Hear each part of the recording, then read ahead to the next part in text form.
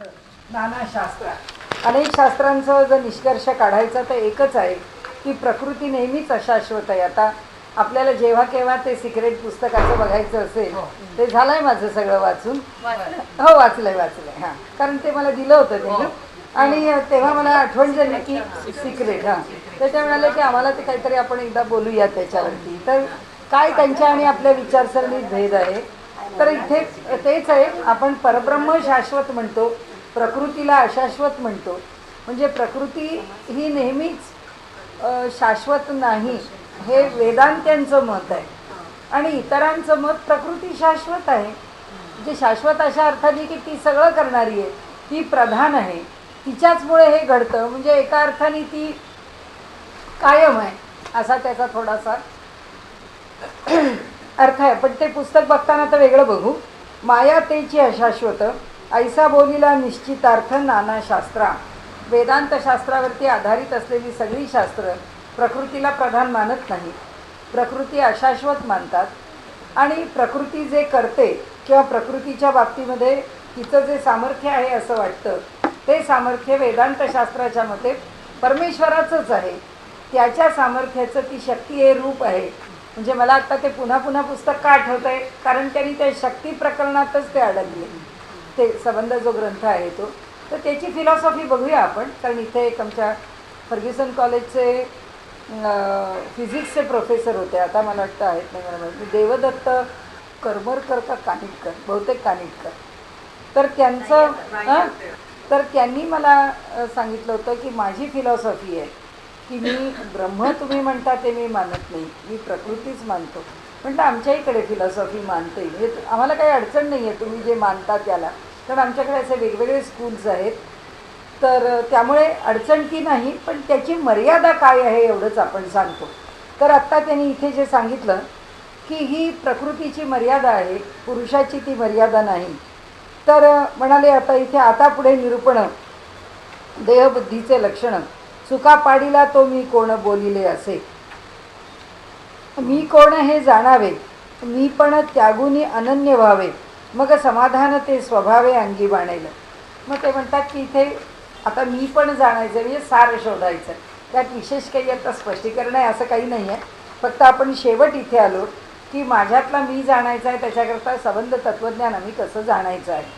आता ते आले आहेत ज्या तत्त्वज्ञानाशी, तो विषय मांडताना त्यांना मूळ स्वरूप काय आहे हे जाणून घ्या अशी प्रत्येक वेळी भूमिका आपल्यापुढे स्पष्ट करायची, विशद करायची आहे. ते म्हणतात श्रीराम गुप्त आहे उदंड धन, काय जाणती सेवक जन, तयास आहे ते ज्ञान बाह्यात्काराचे. आता हे सगळं आपल्याकरता चाललं आहे की देह आहे आपला, आपल्या देहाचं ज्ञान आपल्याला आहे, बाह्यात्कारी आहे. आपण व्यवहारात सुद्धा म्हणतो, कुणी आजारी पडला, वरून कोणी फारसा वाईट दिसत नसला तरीसुद्धा त्या आजारपणात एखादं मनुष्य तात्काळ देह सोडून जातं. आपण म्हणतो बघा आत काय होत असतं आपल्याला काही कळत नाही, बाहेरून सगळं चांगलं वाटतं, आतून काय बदलत असतं माहिती नाही. तसं त्यांनी इथे आपल्याला दृष्टांताने सांगितलं आहे. म्हणजे श्रीमंताच्या घरी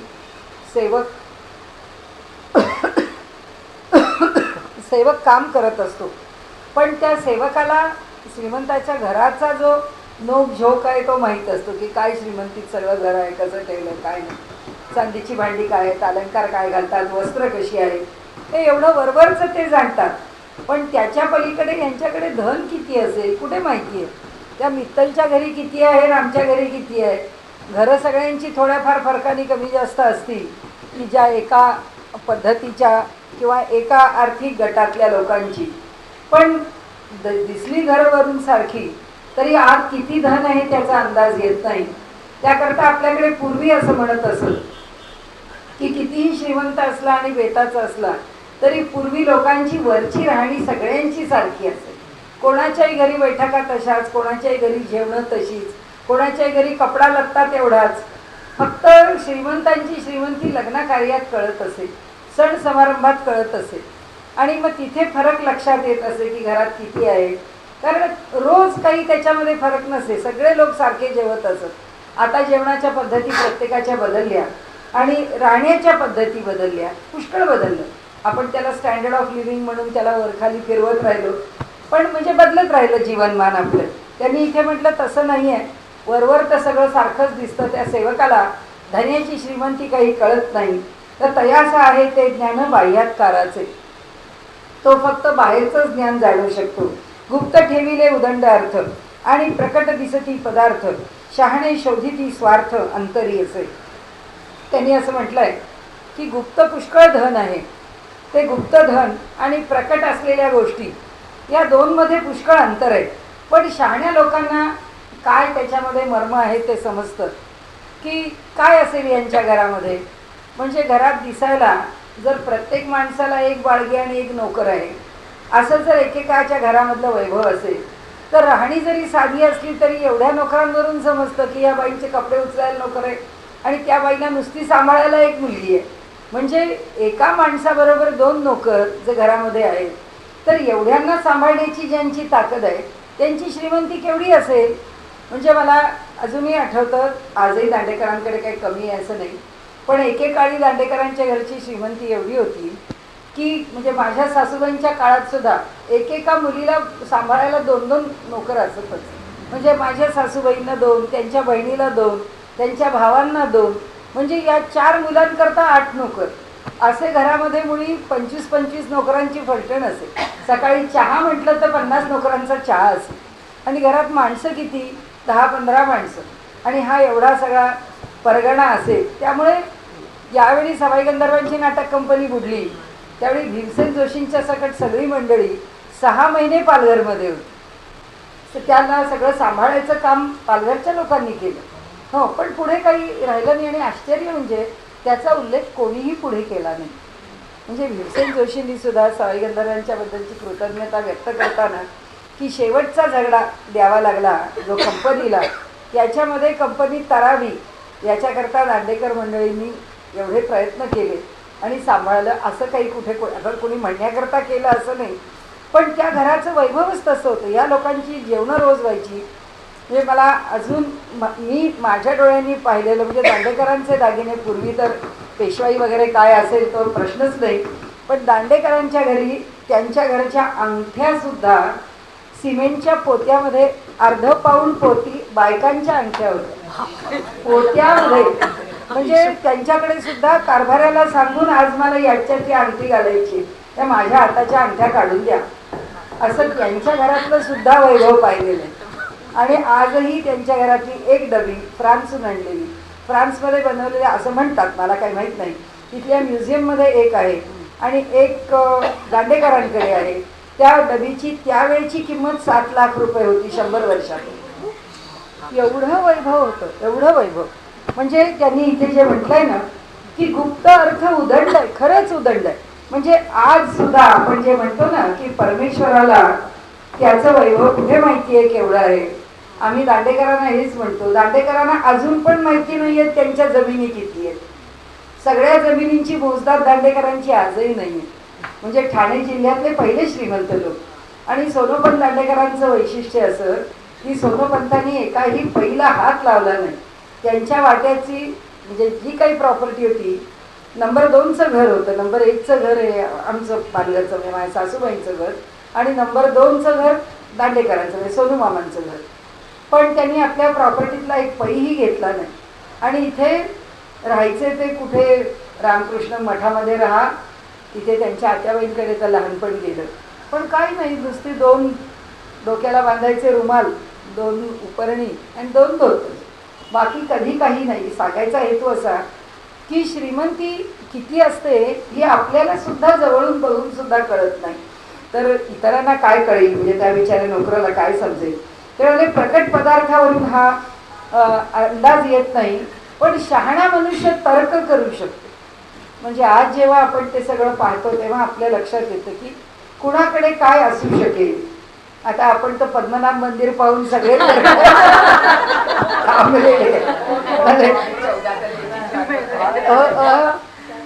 चौदा काय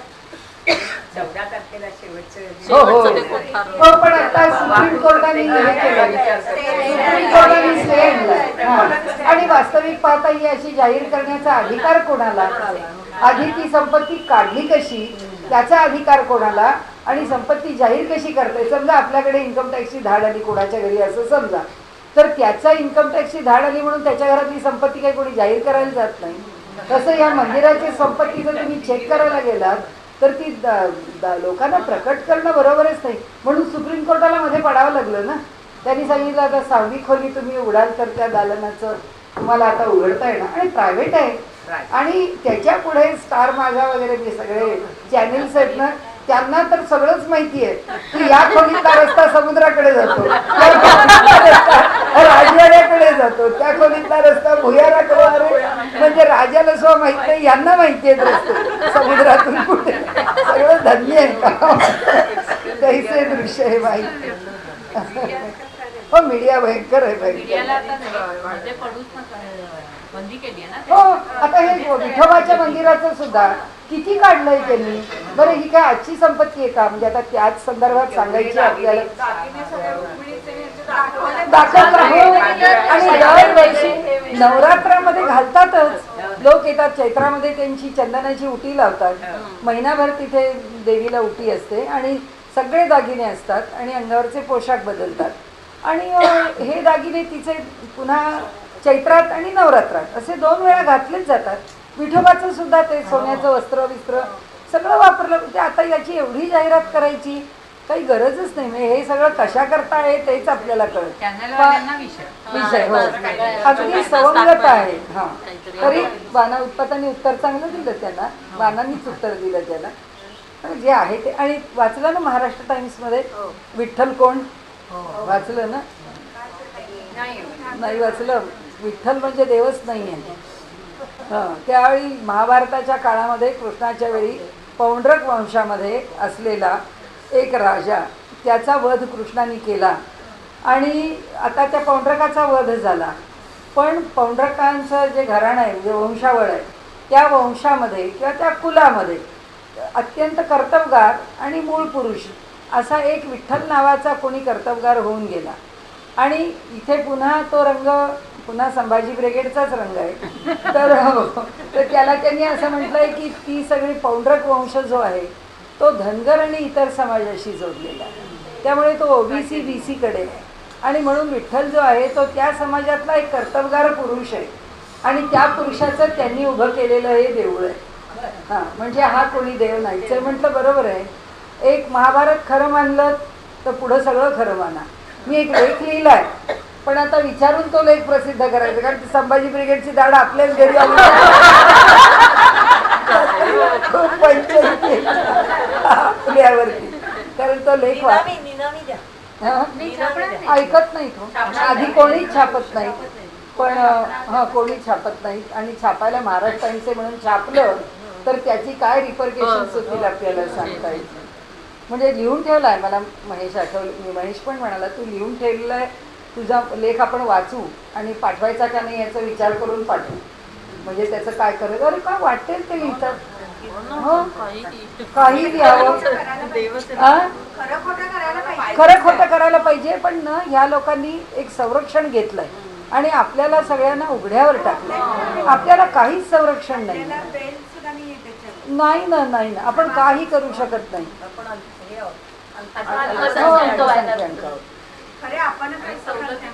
हो सवलती त्यांना काही बीसी ओबीसी किंवा हे ना ह्यांची दिंडी माऊलीच्या घोड्याच्या पुढे असते बरं. हो आणि मग नंतर पुढे काहीतरी त्यांचा वादविवाद झाला म्हणून ते घोड्याच्या मागे जायला लागले. पण माऊलीनी म्हणजे त्यावेळेला त्या लोकांनी सांगितलं की तुम्ही पुढे आहात आणि माऊली तुमच्या मागून येते. तुम्ही सगळ्यांना घेऊन जायचंय असं. म्हणून ती दिंडी जी आहे त्यांची ती माऊलीच्या घोड्याच्या पुढे दिंडी आहे. आणि ही सगळी जातीयवाद या राजकारण्यांनी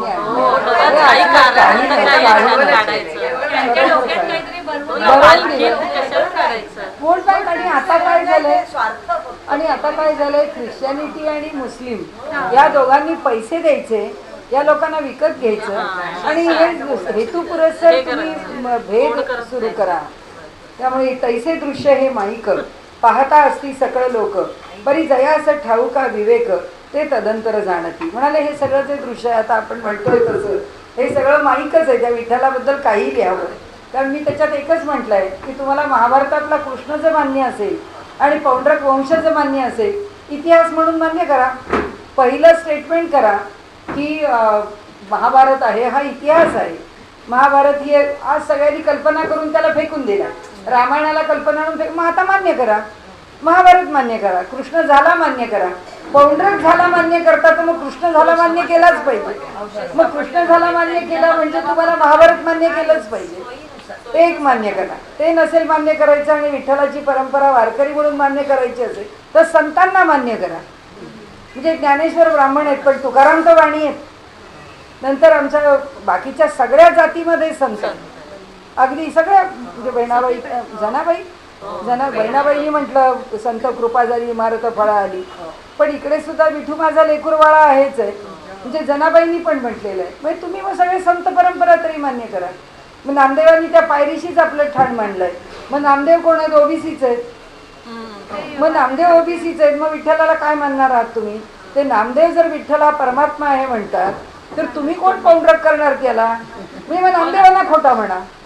मग काहीतरी एक मान्य करा. आणि त्यांनी असं मी लिहिलाय तो लेख मला जसा लिहायचा आहे तसा. पण माझं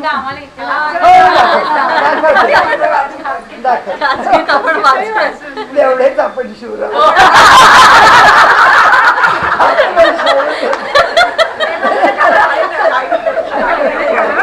आम्ही जे कोणी सोशलिस्ट पार्टीचं असलं तर मला माफ करा पण आम्ही पूर्वी सोशलिस्ट पार्टीच्या लोकांना असं म्हणत असू की मुस्लिम मनुष्याला जाऊन शिकवण्याचं किंवा तू आमच्यात ये असं म्हणण्याचं धैर्य आमच्याकडे नाही आहे. तो तर येणार नाहीच आहे. तो वेळ पडल्यावर आमच्या विरोधातच जाणार आहे. पण सोशलिस्टांना आम्ही मुसलमानांच्या कसे गळ्यात गळे घालतो याच्याकरता आपल्यातल्याच एकाला हसन आणि एकाला हुसेन म्हणायचं. आपल्याच हिंदूंची नावं देऊन ठेवायची तो आमच्या बरोबर आहे असं म्हणायचं. याच्या पलीकडे काही करू शकत नाही. तसं आहे आपलं.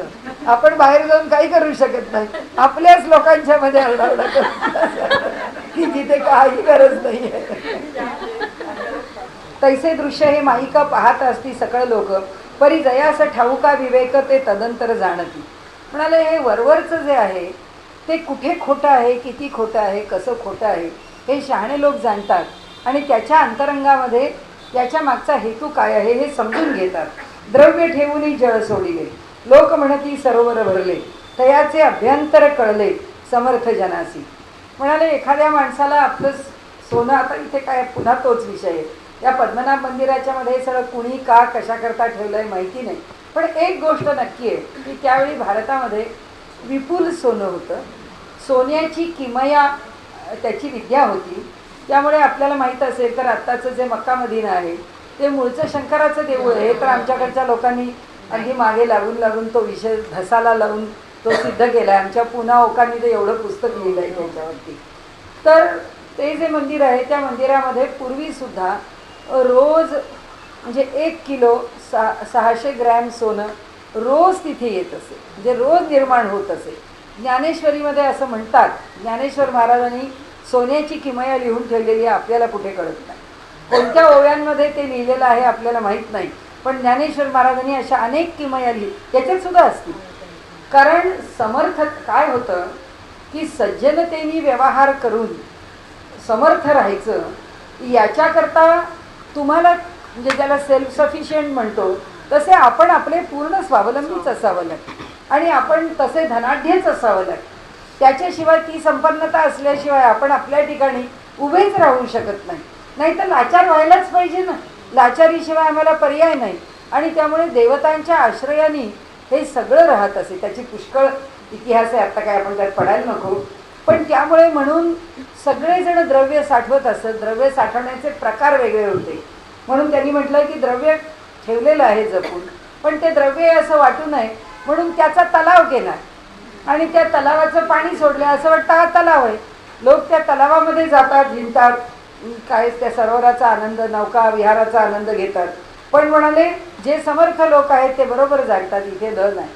आणि म्हणून म्हणाले तैसे ज्ञाते ते समर्थ तेही ओळखीला परमार्थ. जसं व्यवहारामध्ये कौशल्य आहे सामर्थ्य ओळखण्याचं तसं ज्ञात्या पुरुषांना सुद्धा सामर्थ्य आहे परमार्थ ओळखण्याचं. या समर्थ मनुष्य किती पाण्यात आहे हे त्यांना बरोबर कळतं. मी शेवटची गोष्ट सांगते आणि विषय संपवते. मला बरं नाही असं वाटायचं.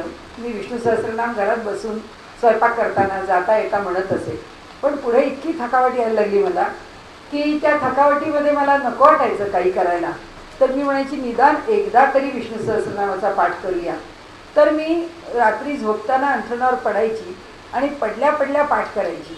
त्यानंतर उत्तरकाशीला मी माझ्या गुरूंच्याकडे गेले. कधीही त्यांनी मला विचारलं नव्हतं की तू किती वेळा विष्णू सहस्रनाम म्हणते, तू कसं म्हणतेस, तू कुठं म्हणते, कधी ते मला विचारत नसत. पण मी जेव्हा त्यांच्याकडे गेले तेव्हा ते म्हणाले की विष्णू सहस्रनाम म्हणण्याचे अनेक प्रकार पाहिले, पण झोपून म्हणणारे विष्णू सहस्रनाम पाहिले. त्यांना काही हो की त्यांना काय माहिती मी कसा म्हणते विष्णू सहस्रनामाचा पाठ, हे काही मी त्यांना सांगायला गेले नव्हते. हे जे ज्ञातेपण आहे ना, ज्याचं त्याचं ओळखण्याचं, ते म्हणाले की ते समर्थ आहे. ते करते इतर ते करीती स्वार्थ दृश्य पदार्थाचा. आम्हाला आमच्या देहाचा स्वार्थ आहे, म्हणून आम्हाला विष्णू सहस्रनामापेक्षा देह महत्त्वाचा असतो. तो थकला तर पडून म्हणू, बसून म्हटलं तर काय अगदी देह आडवा पडणार आहे का? पण नाही, आपल्याला देहाचं ममत्व अधिक असल्यामुळे देह जपावा, देह सांभाळावा हे अधिक आहे. आता रुक्मिणींनी सांगितलं तसं की पांडुरंगावर श्रद्धा टाकायला लागेलच चालायला, सांभाळील ना तो. पण आम्हाला इथून जाईपर्यंत प्रश्नावरच पुष्कळ पांडुरंग सांभाळील म्हणजे काय सांभाळील, तो आमच्याकरता काय निर्माण करील, तो कशी व्यवस्था देईल, सगळी आमच्या डोक्याची तरकट आहे. आणि म्हणून त्यांनी सांगितलं की जे ज्ञाते आहेत, जे समर्थ आहेत, तेच खऱ्या अर्थाने सार जाणतात. आपण पुढच्या वेळी बघूया विषय. थांबूया. आपल्या 5 ओव्या झालेल्या आहेत मला वाटतं, 9वा समास. आणि इथे मागे आलेलो आहोत आपण. जयासा आहे विचार ते सुखासनी झाले स्वार, इतर जवळील भार वाहतची मेले. एक दिव्याने भक्षिती एक विष्ठा सावळीती, आपण वर्तल्याचा घेती अभिमान साभिमान. आता इथपर्यंत झालंय आपलं. सार सेवी जे श्रेष्ठी, असार घेई जे वृथा पृष्ठी, सारा साराची गोष्टी सज्ञान जाणती. आणि जे श्रेष्ठ लोक आहेत ते सार सेवन करतात. याचा अर्थ समर्थांना आता या अध्यायात आणि समासात आणि पुढच्या समासामध्ये जो विषय सांगायचा आहे तो असा आहे की सारासार विवेक करावा. साधकाला सारासार विवेक आवश्यक आहे. त्या सारासार विवेकाकरता हे सगळं सोप्या सोप्या शब्दामध्ये समर्थांनी अनेक प्रकारांनी विषय मांडायचा प्रयत्न केलेला आहे. तो असा की कसा समजावा शिष्याला, किंवा तो आता प्रश्न विचारणार आहे ना, तो सारखा म्हणतो की मला उलगडून सांगा, मला उलगडून सांगा. तर समर्थ म्हणतात आता ह्याला कसं समजावं, त्याच्या करता जास्तीत जास्त सोपं, जास्तीत जास्त सोपं मी करून त्याला किती सांगावं. ह्या भूमिकेतून ते म्हणतात की बाबाने एक लक्षात ठेव की काही लोक उत्तम अन्नाचं सेवन करतात, तर काहींना शिळं पाकं, जसं आता आपण आजच्या मुलांची आवड सगळं जंक फूड खायला आवडतं. आता शास्त्राप्रमाणे सात्विक आहार काही जंक फूड नाहीये. गरम अन्न जेवावं, चांगलं जेवावं, सात्विक जेवावं, मधुर जेवावं, सौम्य जेवावं, ताजं जेवावं, गरम जेवावं. आता हे अनेक त्या अन्नाचे भाग आहेत. म्हणून ते म्हणतात की उत्तम असं. आता त्याला त्यांनी दिव्य अन्न म्हटलंय. दिव्य अन्न तर जरा आणखीन पुढे गेलं, पण दिव्य याचा अर्थ असा अनेक प्रकारांनी सुसंस्कार केलेला आहे. ते पवित्र आहे, तो साक्षात ईश्वराचा प्रसाद आहे. आता त्याची जेवढी जेवढी प्रतवारी आम्ही वाढवत जाऊ तेवढं तेवढं त्या अन्नाचं दिव्यत्व किंवा श्रेष्ठत्व किंवा संस्कारितपण किंवा शुद्धता किंवा पावित्र्य काही म्हणा ते वाढत जातं. म्हणून ते म्हणतात की जी चांगली माणसं आहेत आणि सगळ्यात जास्त पावित्र्य कशाचं, तर प्रामाणिकपणाने मिळवलेला पैसा आणि प्रामाणिकपणाने केलेले संकल्प. कारण हे सगळं त्याच्या पुढचं आहे की ते आम्ही गरम जेवलो, ते आम्ही अमुक केलं, आता आपण म्हटलं तसं संस्कार केले. हे सगळे केव्हा उपयोगाला येतात की जेव्हा आपल्याकडे उपनिषदांनी म्हटलंय की कामतः शुची, अर्थतः शुची, सएव शुची. म्हणाले शुचिता किंवा पावित्र्य कशाला म्हणावं, जेव्हा कामना पवित्र आहे आणि जेव्हा पैसा मिळवण्याचे मार्ग पवित्र आहेत. की आम्ही कुणाला लुबाडलाय, अप्रामाणिकपणा केलाय, याचा जो मोबदला द्यायचा आहे तो न देता अधिक पैशाची अपेक्षा केली आहे, किंवा जे दिलं आहे त्याच्या बदल्यात अधिक पैसा अपेक्षिला आहे. असे अनेक प्रकारांनी त्याची जी प्रामाणिकता कमी होते, गुणवत्ता नष्ट होते. त्याचा विचार त्यांनी सांगितला आहे की पहिलं अन्नाचं पावित्र्य, शुद्धता, शुचिता, दिव्यता ती तिथं आहे. की अन्न जितकं शुची असेल, जितकं चांगलं असेल, ते कसं चांगलं असेल तर पैसे मिळवण्याचे मार्ग आणि आमच्या मनातल्या इच्छा आकांक्षा, अर्थतः शुची कामतः शुची सएव शुची, अर्थार्जन शुची मार्गाने असावं आणि कामना स्वच्छ आणि पवित्र प्रामाणिक असाव्यात. आता त्यांनी सांगितलं की उलट काही लोक समाजामध्ये पैसा मिळवण्याकरता अनेक कारणाकरता जे मार्ग अवलंबता येतील ते मार्ग अवलंबतात. आणि म्हणून म्हटलं आपण वर्तल याचा घेतीस अभिमान, आणि आपण जे करतो याचा सुद्धा त्यांना अभिमान आहे. सगळ्या जगात सगळ्यांना अभिमान आहे. म्हणजे तिकडे दाऊद इब्राहिमला पण अभिमान आहे, इकडे सगळ्या अतिरेकी संघटनांना पण अभिमान आहे, त्यांच्या नेत्यांना पण अभिमान आहे, सगळ्यांना आहे, मंत्र्यांना आहे, भ्रष्टाचारी लोकांना आहे की आम्ही कसा भ्रष्टाचार करतो कळत नाही. आजच आता मायावतीला दणका आहे. आज पहिल्यांदाच बातमी आली आहे की तो नोएडाचा 1000 एकरचा 1500चा तो जो प्रकल्प तिने घेतला होता भूखंडाचा तो रद्द केला. आता काय होणार आहे माहिती नाही. पण हे प्रत्येकाच्या बाबतीमध्ये जो जो आपापल्या क्षेत्रामध्ये जे जे करत असतो या सगळ्याचा अनुभव त्याला घ्यावा लागतो. ते म्हणतात तो अनुभव तर ते घेतातच, पण आपण जे करतोय ते त्यांना योग्य आहे असं वाटतं. कारण त्यांची कॅल्क्युलेशन्स, त्यांचे हिशोब ठरलेले असतात की आमच्या पक्षाकरता एवढा पैसा पाहिजे, आमच्या पक्षाकरता हे एवढं आम्ही योजना राबवल्या तसं दाखवलं पाहिजे, म्हणजे आमच्या हातामध्ये एवढं एवढं पाहिजे. प्रत्येक पक्ष विचार करतो आपल्या हातात किती संस्था आहेत. आता गेली का क्रिकेट असोसिएशन आपल्या हातातून का आपल्या हातात आहे. प्रत्येकाचा विचार करायलाच पाहिजे, मग ती कशी हातात राहील. म्हणजे हे सगळं सत्तेचा जो खेळ आहे तो असाच आहे. आणि ते म्हणतात त्याचा त्यांना अभिमान आहे की हे आम्ही कसंही बरोबर कसं मिळवलं, आमची कॅल्क्युलेशन्स बरोबर आहे. आज आता विलासराव देशमुखांना सारखे भंडावतात 7 दिवस तुम्ही हे घेतलेलं नाही आहे चार्ज तुमच्या खात्याचा, बिना मंत्र्याचं खातं चालू आहे. त्यांनी म्हटलं काय झालं. मी म्हटलं मुंबईला गेलो होतो, माझं काम होतं, मी माझं काम केलं. आत्ताचं वाक्य तर मी थक्क झाले. ते म्हणाले की मी म्हटलं जाऊ सावकाश घेऊ चार्ज, काय होतं त्याला. हे वाक्य आहे त्यांचं. म्हणजे याचा पण त्यांना अभिमान आहे की आम्ही काम करण्याकरता आलो, आता काय जाऊ तेव्हा जाऊ, चार्ज घेऊ तेव्हा घेऊ. 7 दिवस नसेल खातं. ते म्हणाले काय आम्हाला काही वाटत नाही म्हणाले कोणत्या खात्याबद्दल. कारण असं आहे मी मुख्यमंत्री उगीच झालो का, अनेक खात्यांवरती कामं केलेली माझा अनुभव पुष्कळ आहे, त्यामुळे मी मुख्यमंत्री म्हणून राहिलो. आता हे काय ह्या खात्याचा म्हणाले पंतप्रधान तर त्याचा प्रमुख आहे, त्यानंतर आणखीन मंडळी माझ्यावर 2-4 पाहणारी आहेत. मी नसल्याने काय फरक पडतो, मी नाही आहे 7 दिवस, काही फरक पडत नाही, मी आलो आरामात म्हणा. हे काय त्यांचं म्हणणं की आपण जे करतो ते वेडवाकडं असलं तरी त्याचा अभिमान आहे. मी वेडवाकडं करतो असं वाटत नाही, मी करतो ते बरोबर करतोय. म्हणून ते म्हणतात इथे आता समजा, समर्थांचं आपल्याला सांगणं आहे की इथे समजा की यातलं योग्य काय आणि अयोग्य काय सारखं निवडा. समर्थ आपल्याला ती गोष्ट सांगतायत. सारसेवी जे श्रेष्ठी असारसेवी जे वृथा पृष्टी. म्हणाले जे श्रेष्ठ असतात ते नेहमीच चांगल्या बाजूचा, सार म्हणजे योग्य किंवा शाश्वत टिकणारी जी बाजू आहे तिचा विचार करतात. पण म्हणाले जे बाकीचे जे वृथा गोष्टी उगाच आपले जीवन जगत असतात, अशा अर्थाने की कुणाचं आयुष्य कुणावर. आपल्याकडे गाणं चांगलं आहे ना, कुणाच्या खांद्यावर कुणाचं ओझ, सगळं आमच्यावरच ओझ आहे राज्याचं. बिचारे मंत्री सुखात रे, ओझ्याखाली आम्ही झडपलेले. त्यामुळे त्यांनी इथे म्हटलंय तसं की जे आपले वृथा जीवन जगतात, आपल्या मजेत जीवन जगतात ते सुरेख जगतात आणि नाही त्यांच्या अंगावरती त्याचं ओझ आहे. पण म्हणाले शहाण्याला त्याचं ओझ आहे, बाकीच्यांना काय ओझ आहे. आणि म्हणून त्याचं असारसेवी जे वृथापृष्ठी, सारा असाराची गोष्टी सज्ञान जाणती. शहाणा मनुष्य जाणतो म्हणाले की यातलं काय योग्य आहे, यातलं काय अयोग्य आहे. आता शून्य परिस चिंतामणी प्रकट खडे काचमणी. आता विषय बदलला. आता त्यांनी एक मुद्दा घट्ट केला. त्यांची एक मांडणीची पद्धत आहे की एक विषय घ्यायचा, अनेक उदाहरणं देऊन, जसं मी आपल्याला म्हटलं ना पूर्व पक्ष आणि उत्तर पक्ष करून विषय मांडला जातो सिद्धांत पक्षामध्ये की आपला विषय सिद्ध करायचा. तर पूर्व पक्षामध्ये विषय मांडायचा आणि सिद्धांत पक्षामध्ये आपल्याला काय पाहिजे आहे ते सिद्ध करायचं.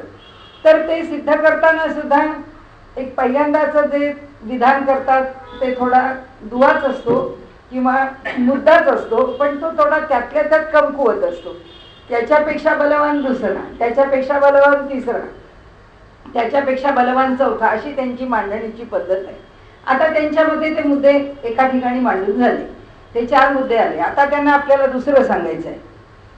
म्हणाले ह्या अज्ञानी लोकांना जे वेडवाकडं वागतात ते वागणं योग्य आहे असं का वाटतं. त्यांना ते वागणं अयोग्य आहे असं का वाटत नाही? त्याचं कारण आहे म्हणाले, त्याची योग्यता त्यांना बघायला मिळत नाही म्हणून. सार नावाची गोष्ट काय बघायला मिळते, म्हणजे हा निर्णय चांगला आहे हे काही कोणाला बघायला मिळतं? म्हणाले हे असार आहे असं म्हटलं तर हे अयोग्य आहे, हे चुकीचं आहे असं काही कुणाला बघायला मिळतं? म्हणाले त्याचे परिणाम पुष्कळ वर्षांनी लक्षात आल्यावर, समजा आरोग्याच्या बाबतीत असेल तर परिणाम लक्षात येतील. जर व्यवहाराच्या बाबतीत असतील तर 5-50 वर्षांनी धोरणं चुकली म्हणून आता आम्ही हिमालयन ब्लंडर्स पुस्तकं वाचतो की आमच्या 62च्या युद्धामध्ये काय चुका झाल्या, आम्ही परराष्ट्राशी कसे वागलो, आम्ही कसं तिबेट घालवलं. त्यावेळी नेहरूंनी सांगितलं होतं गेलं तिबेट हजारो एकर म्हणून बिघडलेच होते, त्याच्यावरती एक गवताची काडी सुद्धा उगवत नव्हती. आता कळतंय, जो जातो मानसला त्याला समजतंय की काय परिस्थिती आहे तिथे, की समाजाला किती, या समाज तिथे पोचेपर्यंत किती त्रास आहे. जर तिथे गव्हर्नमेंटच्या परवानगीने मनुष्य गेला तर ठीक आहे, पण जर इतर तिथल्या ज्या छोट्या छोट्या त्यांच्याच संस्था आहेत त्यांच्या मार्फत जर चालत मानसला जायचं म्हणून जर मनुष्य गेला तर त्यातले सगळे माणसं गायब केली जातात आणि त्याचा काही पत्ता लागत नाही, कारण ती अनऑफिशियली चाललेली असतात. की ते बिना परवाना चाललेले लोक आहेत, त्यांना हे संपवून टाकतात. आणि पहिल्यांदा एवढी त्याच्या मागची सगळी जी काही यंत्रणा आहे ते सगळं मोठं प्रकरण आहे, कारण 2-4 वर्षापूर्वी मी ते बघितलं होतं ते सगळं काय आहे एकूण. तर इतकं काही सोपं नाही आहे. म्हणजे सांगायचा हेतू असा आहे की जो तो देश आपला इंच आपल्या पद्धतीने सांभाळतो, आम्ही हजारो एकर सोडून देतो. सोडून देताना काही का वाटत नाही, कारण ताबडतोब आत्ता काय दिसतंय, गेला तिबेट त्यांनी म्हटलं तसं की गवताची काडी पण उगवत नाही, ह्या क्षणी काही नुकसान झालं नाहीये असं जर आम्हाला वाटत असेल तर जेव्हा होईल तेव्हा आम्हाला कळणार आहे. आता ती भूमिका आहे इथे समर्थांची, की म्हणाले सार तरी कुठे दिसतं असं, हे चांगलं आहे, ह्याचे परिणाम चांगले आहेत असं काही लगेच इथे आपण म्हणतो ना की ह्या हातावरचं त्या हातावर, किंवा तत्वज्ञानामध्ये करकमल अमलकवत, म्हणजे हातावरच्या आवळ्या इतकं स्वच्छ. हातावरचा आवळा घेतला तर तो आवळा कसा अगदी डोळ्याला स्वच्छ दिसतो तसं आमच्या डोळ्याला काय स्वच्छ दिसतं, काही दिसत नाही. तर त्यांचं म्हणणं असं, गुप्त परिस चिंतामणी प्रकट खडे काचमणी. उलट कसं आहे म्हणाले, हा चिंतामणी आहे, हा परीस आहे, हा काय तो दगड पाहून कळतो का की हा परिसाचा दगड आहे, किंवा हा चिंतामणी आहे, आमच्या मनात इच्छिलेलं जे आहे ते पुरं करणारा हा खडा आहे, हे आम्हाला कळतं का म्हणाले. पण जे काचेचे खडे, आम्ही त्याला सेमी प्रेशस म्हणा किंवा खोटे म्हणा, त्याच्याही खालचे जे काचेचे खडे आहेत ते मात्र चांगले चकाकतात आणि ते आकर्षित करतात मनाला. म्हणाले प्रकट खडे काच म्हणी, गुप्त हेमरत्न खाणी, प्रकट पाषाण मृत्तिका. अगदी व्यवहारातली उदाहरणं दिली. ते म्हणतात की हेम म्हणजे सोनं आणि रत्नांच्या खाणी ह्या दडलेल्या आहेत. आम्हाला शोधून काढावं लागतं की जमिनीमध्ये सोन्याच्या खाणी कुठे मिळतील, जमिनीमध्ये रत्न कुठे मिळतील, त्या रत्नाच्या खाणी शोधाव्या लागतील, नंतर सोन्याच्या खाणी शोधाव्या लागतील. पण म्हणाले दगड आणि माती शोधायला काही कुठे जावं लागतं का, ती जिथे तिथे पडलेली आहे, ती सहज उपलब्ध आहे. जे सहज आहे ते मनुष्याला योग्यच आहे असं वाटतं आणि तेच योग्य आहे, हेच व्यवहार्य आहे.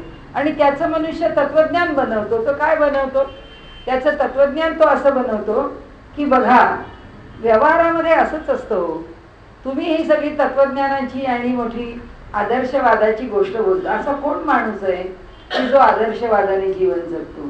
असा कोण आहे की ज्याला आपल्या जीवनामध्ये आदर्शवाद टिकवता येतो? खरं आहे, सगळीच माणसं ही काही 100% आदर्शवादी असतात असं नाही, पण 100% आदर्शवादी नसतात तरी आदर्श काय आहे हे डोळ्यापुढे ठेवावंच लागतं. म्हणजे हे वागणं ठीक आहे. रस्त्यावरनं आम्ही चाललो, रस्त्याचे नियम तर समोर ठेवावेच लागतात. मग ॲम्ब्युलन्स आली तर ती सगळ्यांना बाजूला करून निघून जाते. मग लोक म्हणतात की त्यांना तुम्ही सगळ्यांना बाजूला करून निघून जाऊ देता, आम्हाला इमर्जन्सी असते म्हणून आम्ही सिग्नल तोडून निघून जातो, कारण आम्ही तरी काय, आमची तेवढीच अडचण असते म्हणून निघून जातो. ती अडचण तुम्ही मान्य करता, आमची मान्य करत नाही. हे सगळं बोलायला सुद्धा त्याचं एक काहीतरी परिमाण लागतं ना, त्याचा एक काहीतरी नियम आहे, त्याची एक काहीतरी आचार संहिता आहे की जी स्वीकारून मग आम्ही काय केलं आणि काय केलं नाही बोलता येईल. आणि त्यामुळे त्यांनी इथे म्हटलं की इथे म्हणजे पाषाण मृत्तिका या प्रकट आहेत, हे सगळं डोळ्याला दिसतं आहे. तुम्हाला हे व्यवहार्य आहे असं जरी वाटत असलं की ऑर्डर ऑफ द डे, आज आपण असं म्हणतो की हे असं वागणं ऑर्डर ऑफ द डे, आजचा काळ असंच सांगतो, असंच वागावं. काळ काहीच सांगत नसतो, काळाप्रमाणे काहीच बदलत नसतं. आपल्याला आपण ठरवतो बदललंय, काळाप्रमाणे बदललं. काय बदललं? आपले नाक डोळे बदलले, डोळे बदलले, शरीर बदललं, रचना बदलली, कुठले निसर्गाचे नियम बदलले, तांदूळ बदलला खाण्याचा का गहू बदलला खाण्याचा, पोषण मूल्य कशाचं बदललं. 200-500 वर्षापूर्वी मनुष्याला कार्बोहायड्रेट्स अधिक लागत होते, अॅमिनो ऍसिड्स किंवा बाकीची जी प्रोटीन्स आणि इतर द्रव्य. समजा आता फॉलिक ऍसिड आहे, माणसाला बी कॉम्प्लेक्स आहे, ह्या सगळ्याच्या ज्या डेफिशियन्सीज आज आम्हाला दिसतात, आता या काळामध्ये या डेफिशियन्सीज आहेत, त्या काळामध्ये ह्याची गरज नव्हती असं कसं म्हणता येईल? असं नाही. प्रत्येक काळामध्ये प्रत्येक वस्तू त्याला पाहिजेच आहे. याच्या शरीराला पोषण म्हणून त्याचे प्रोटीन्स आहेत, कार्बोहायड्रेट्स आहेत, तेव्हाही जितके आवश्यक होते तितकेच आत्ताही आवश्यक आहे. मनुष्याचा देह बदलला नाही, कोणते नियम बदलले नाही, त्याचं दिसणं बदललं नाही, काळ तरी बदलला का? म्हणजे त्यावेळी सेकंदाचं मापन असं होतं, मिनिटाचं मापन असं होतं, तासाचं मापन असं होतं, दिवसाचं मापन असं होतं, महिन्याचं असं, वर्षाचं असं. आता बदललंय का? की अहो 300 वर्षापूर्वीचा जो दिवस होता ना, तो आताच्या दिवसापेक्षा लहान होता. आताचा दिवस मोठा झालाय, किंवा तेव्हाचा दिवस मोठा होता, आताचा दिवस लहान झालाय, असं काही झालंय का? काळ बदलला म्हणजे काय बदललं? काही नाही बदललं. काळ तोच आहे, त्याचं मापन पण तेच आहे, बदलतो आम्ही. म्हणून इथे त्यांनी म्हटलंय समर्थांनी की व्यवहार्य विचार करताना मनुष्य कालाप्रमाणे व्यवहार बदलतो असं म्हणतो. वास्तविक पाहता कालाप्रमाणे काहीच बदलत नसतं, मूल्य पण बदलत नसतात, शरीर पण बदलत, समस्या बदलतात. काळाप्रमाणे जर बदलत असेल तर समस्या बदलते, कारण प्रत्येक काळाची समस्या वेगळी आहे. त्या समस्येला उत्तर शोधताना जे लागेल ते शोधावं लागेल. तर समर्थक इथे असं सांगतात आपल्याला, एकच गोष्ट लक्षात घ्या म्हणतात, जे जे चांगलं आहे, परीस आणि चिंतामणी तुम्हाला सहज ओळखायला येणार नाही, पण पाषाण आणि मृत्तिका तुम्हाला ठाई ठाई सापडतील. या दोघांची तुम्हाला जे शोधणं आहे त्याला शोधायची गरजच नाही, ते तुमच्या समोरच येऊन उभा आहे, तुम्हाला प्राप्तच आहे. म्हणजे अभाशंका अभावेल, गुप्त वनस्पती अमोल, एरंड धोत्रे बहुसाल प्रकट सिंपी. म्हणाले अभाशंक म्हणजे उजव्या बाजूचं तोंड असलेला शंख, किंवा उजव्या बाजूनी वाढणारी वेल. ह्या अशा वेली ज्या आहेत, किंवा गुप्त वनस्पती असं म्हणतात, आपल्याला काही माहित नाही, पण आयुर्वेदाचे लोक असं म्हणतात की काही काही वनस्पती या पौर्णिमेलाच प्रकट दिसतात, त्या त्या जागेवर असतात पण त्या एरवी दिसत नाही. काही वनस्पती अमावस्येला दिसतात, काही कोणत्या नक्षत्रावर जाऊन काढाव्या लागतात, त्या त्या नक्षत्रांनाच त्या वनस्पती दृश्यात. आपला हा काही अभ्यास नाही, आपल्याला काही तो विषय माहीत नाही, पण असं म्हटलं आहे की वनस्पतींच्या मध्ये सुद्धा प्रकट होणं आणि गुप्त होणं हे आहे, त्यांचेही गुणधर्म असे आहेत. आणि व्यवहारात आपण वनस्पतींचे एकापेक्षा एक वेगळे गुणधर्म बघितले तर आपल्याही लक्षात येतं की वनस्पतींकडे विलक्षण, हिमालयातल्या वनस्पतींना तर सगळेच सांगतात की माहीत नसताना वनस्पतीला हात लावू नका, कारण की वनस्पती कशी असेल सांगता येत नाही. त्याला हात लावला तर हाताला मिरच्या झोंबल्यासारखी भयंकर आग सुरू होते, तर मधमाशीनी चावल्यासारखं हाताला, चावल्याच्या ज्या वेदना आहेत मधमाशीच्या त्या त्रासदायक ठरतात. म्हणजे वनस्पतींची जी काही वेगळे वेगळे गुणधर्म आहेत आणि जी काही वैशिष्ट्ये आहेत ती सगळी वैशिष्ट्य गुप्त आहेत. ते म्हणतात आपल्याला तरी कुठे माहिती येतील? गुप्त वनस्पती अमोल. आणि ज्या वनस्पती विशेष आहेत त्या तर त्या नक्षत्रावरच काढाव्या लागतात, त्या नक्षत्रावरच त्या मिळतात, त्या नक्षत्रावर काढल्या तरच त्याचे गुणधर्म प्रकट होतात. पण म्हणाले एरंड आणि धोत्रा पाहिजे तिथे तुम्हाला बघायला मिळेल. म्हणाले तो उजव्या तोंडाचा शंख मिळणार नाही, पण ते छोटे छोटे शिंपले आहेत, ती वाळू काढली की शिंपले, एवढ्या एवढ्या शिंपल्यांना काय लागतं? कोठे दिसेना कल्पतरू. कल्पतरू काही आम्हाला आमच्या बागेत लावायचा तर आम्हाला काही कुठे झाड मिळत नाही. म्हणाले उदंड शेराचा विस्तार, मराठवाड्यातले येते त्यामुळे त्यांना शेराची झाडं, इकडे शेराचं कुंपण कमी करतात, पण मराठवाड्यामध्ये सगळ्या शेताला कुंपण शेराचं असतं. तर तिथे हिरवं काही नाही, पाण्याची कमतरता, आणि त्यामुळे शेर, आपण ते घरामध्ये चिडलं येऊ नये म्हणून ती शेराची फांदी लावतो ना, तो शेरच तिथे कुंपणाला वापरतात. सरसकट तिथे कुंपण शेराचं आहे.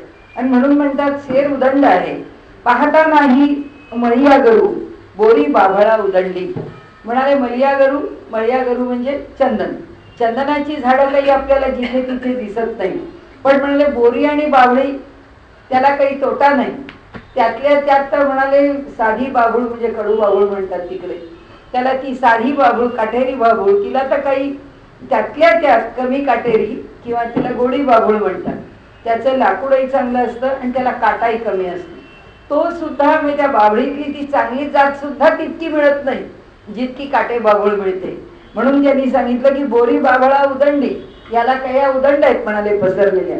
कामधेनू जाणी जे इंद्रे, म्हणाले इंद्रालाच कामधेनू कशी आहे माहिती आहे. सृष्टीत उदंड खिल्लारे, आम्ही काय कमी गाई म्हशी पाहतो. आता तर म्हणाले आम्हाला काही अडचणच नाही, म्हणजे असं की फ्रीजन घ्या, होस्टन घ्या, गाई घेतल्या, ठाणबंद केल्या की आता दुधाच्या नद्या वाहत आहेत, दुधाचे सागर वाहत आहेत. आणि त्यामुळे इथे इतकी खिल्लार, इतकं पशुधन आम्ही आमच्या पद्धतीने वाढवलंय. महत्भाग्य भोगी जे नृपवरे इतर कर्मानुसार, म्हणाले जो राजा झालेला आहे त्या राजाला मिळणारा जो अधिकार आहे हे त्याचं भाग्य. हे भाग्य सुद्धा त्याचं कर्मच आहे.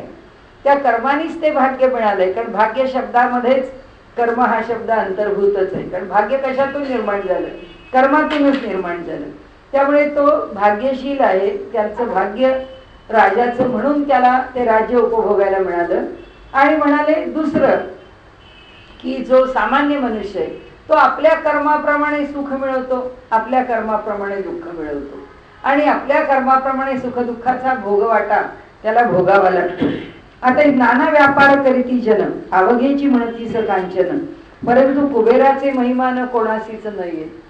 म्हणाले श्रीमंत काय कमी आहेत, प्रत्येक जण उत्तम व्यवसाय करतो, उत्तम पैसे मिळवतो, प्रत्येक जण सधन आहे असंच म्हटलं जातं. पण कुबेराची बरोबरी कोण करणार? कोणी कुबेरासारखा असत नाही. आणि म्हणून तैसा ज्ञानी योगेश्वर, गुप्तार्थ लाभाचा ईश्वर, इतर ते पोटाचे किंकर, नाना मते धुंडीती. तसे म्हणाले आता हे वरचे सगळे दृष्टांत दिले कशा करता? या करता की ज्ञानी आणि योगेश्वर म्हणजे योगामध्ये सिद्ध असलेले किंवा ज्ञानाने युक्त असणारे असे गुप्तार्थ लाभाचा ईश्वर, हा ईश्वर प्राप्त होणं हा समाजामध्ये इतर वस्तू जमीन जुमला बाकीचं सगळं स्थावर जंगम मिळवण्यासारखं प्रकट नाही आहे, ते गुप्त आहे. आणि त्यामुळे ईश्वराची प्राप्ती करून घेणारं जे ज्ञान आहे किंवा त्याच्याकरता आवश्यक असणारी जी बुद्धी आहे त्याची पुढे चर्चा केली आहे त्यांनी. त्याकरताची वस्तुस्थिती वेगळी आहे आणि त्याला त्या ईश्वराला त्या परमात्म्याला प्राप्त करून घेणारे हे ज्ञानी किंवा संत सत्पुरुष योगेश्वर आहेत म्हणाले. त्यांनाच या गुप्त अर्थाचा म्हणजे या गुप्त धनाचा त्यांना लाभ होतो. इतर ते पोटाचे किंकर, आम्ही सगळे पोटाचे दास आहोत, नाना मते धुंडीती. काय करतो म्हणाले प्रवचनकार? आता त्याची प्रवचनं तर सगळीकडे झाली पाहिजे. बरं काय आहे, एक तत्वज्ञानामध्ये एक ब्रह्म आणि माया एवढं जरी म्हटलं तरी पुरेस आहे. तेवढं कळलं तरी साधना करायला मोकळा झाला. पण एवढं कळून जर सगळे साधन करायला लागले तर ह्या प्रवचनकारातून कीर्तनकाराचं ऐकणार कोण? म्हणून तो प्रवचनकार 1760 पुस्तकं वाचतो, त्याच्यातून अनेक माहिती गोळा करतो, ती लोकांना सांगत बसतो. का कर म्हणाले? कशा करता? नाना मते धुंडीती. नाना प्रकारची मतं वाचून काढतात. कारण असं आहे, त्यांनी 4 मतं वाचली असली तर मी 5 मतं वाचलेली आहेत, मी 5 वाचली आहे तर ह्या 5ची तुलना करून त्यांनी 6वं मत निर्माण केलं. कुठेतरी ज्ञानामध्ये मी दुसऱ्यापेक्षा सरस आहे हे दाखवण्याचा उद्योग त्याला करावा लागतो, कारण त्याला उद्योग करायचा. त्यामुळे त्याला ह्या सगळ्याचं मार्केटिंग आहे ना त्याच्याकडे, त्याला हे लोकांपर्यंत नेऊन ह्याचं मार्केटिंग करायचंय, म्हणून तो सगळे हे उद्योग करतो म्हणाले. या संतांना यातलं काही करावं लागत नाही. आणि तो का करतो मार्केटिंग? कारण तो पोटाचा दास आहे म्हणून.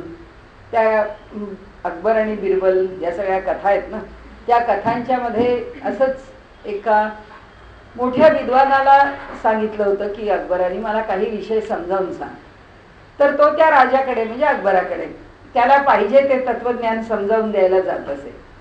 एक काहीतरी विषय आला तर तो अकबर म्हणला मला तू काय सांगतोस हे मला काही कळत नाहीये, आज नाही समजलं, उद्या नाही, परवा नाही. तर तो विद्वान मनुष्य आहे, या ग्रंथातून त्या ग्रंथातून त्या ग्रंथातून त्याच्याबद्दलची अनेक मतं त्याच्याविषयीची अनेक विवरणं, त्याच्यावरची अनेकांची मतं, हे सगळं तो त्याला महिना झाला तरी संपेना.